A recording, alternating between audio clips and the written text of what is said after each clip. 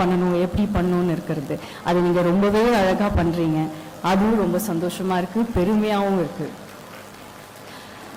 ஆனால் என் லைஃப்பில் நான் வந்து நம்புகிற ஒரு 2 விஷயங்கள் மட்டும் நான் சொல்லணும்னு நினைக்கிறேன். இது அட்வைஸ் இல்லை, மோட்டிவேஷ்னல் ஸ்பீச் இல்லை.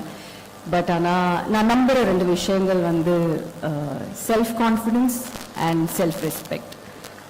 ஸோ என்றைக்குமே இந்த 2 விஷயங்களும் என்ன நடந்தாலும், யார் நம்மளை எவ்வளோ எவ்வளோ நம்மளை கீழே இறக்கணும் அப்படின்னு நினச்சாலும், இந்த ஒரு 2 விஷயங்கள் நம்ம லைஃப்ல இருந்து விட்டுறவே கூடாது அப்படின்னு நான் நினைப்பேன்.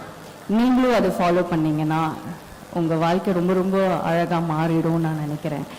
அண்ட் நம்மளுக்கு நம்ம மேலே ஒரு தன்னம்பிக்கையும், நம்மளுக்கு நம்ம மேலே ஒரு மரியாதையும் இருந்துச்சு அப்படின்னா அதுக்கு மேலே ஒரு பெரிய விஷயம் இல்லைன்னு நான் நினைக்கிறேன்.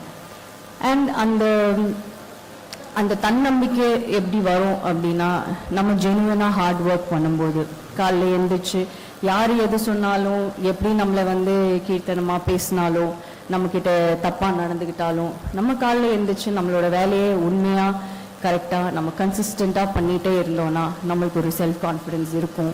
அது தானாக வரும். அது வந்த உடனே நம்மளுக்கு வாழ்க்கையே அப்படியே மாறிடும். ஸோ நான் சொல்லணும்னு நினச்சது இது ஒரே ஒரு விஷயந்தான். ஏன்னா நீங்கள் ஆல்ரெடி உங்கள் லைஃப்பில் ரொம்ப ரொம்ப நல்ல இடத்துல இருக்கீங்க, ரொம்ப நல்ல ஃபேஸில் இருக்கீங்க இன் யோர் லைஃப்.